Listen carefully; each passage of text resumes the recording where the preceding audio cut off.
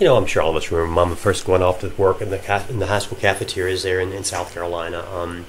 It was something she'd worked really hard to get into, and she was so happy. And she'd started out, of course, as a substitute, and became working in King Street, and eventually became actually the supervisor at the Cades Huber High School cafeteria. Many of us are also very familiar with the story that Mama had told and what she did when she immediately, as soon as she came on board. It was again an integrated cafeteria. They'd integrated the school. So one of the first things she did was actually move the colored ladies' lockers from this outdoor breezeway to inside the building with the white ladies' lockers, because, like she said, they deserved to be warm too, and she took care of that. And that was a real big, bold, sweeping move back in that particular age. But in talking with Mom over the years, there were so many smaller things that really caught my attention, even more so than that. Mom was working at Hebron when the government started actually extending the free lunch program to breakfast as well, and Mom was really excited about that, because I remember saying that it broke her heart sometimes to be serving food in the middle part of the day when some of those young children came through the line. They were just starving. She could tell they really hadn't eaten that day. She was really excited they then had a chance to come to school and get something to eat. In fact, she took a lot of pride in sometimes shuffling the food around a little bit that the government provided for lunches, such as figs or something, to make the breakfast a little more palatable to the children there. So she was really excited about that.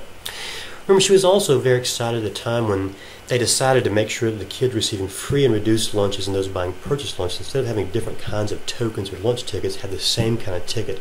So nobody could see going through the line which kids were on free and reduced lunch and which ones weren't. Now, a lot of people would say, oh, that's so nice, those poor black kids. And that wasn't why Mama saw it. She said she was just so glad that the white children that were on free and reduced lunches, they wouldn't be ashamed anymore. She was very glad of that as well. And that was a real touching way to look at things. Lastly, one lesson Mama said she learned from her training she always kept in mind, and when she was supervisor, was to tell those lunchroom ladies to always smile at those kids when they came through that line, because that might be the only bit of love they see all day long. And it was really important to her that she took what she could do there and make sure that she showed those kids some love the best she could with that.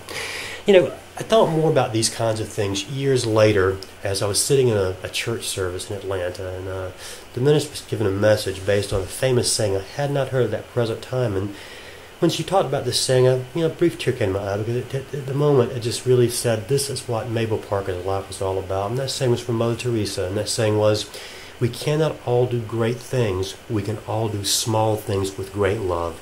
And that was really the underlying principle, I think, of what Mama's life was all about.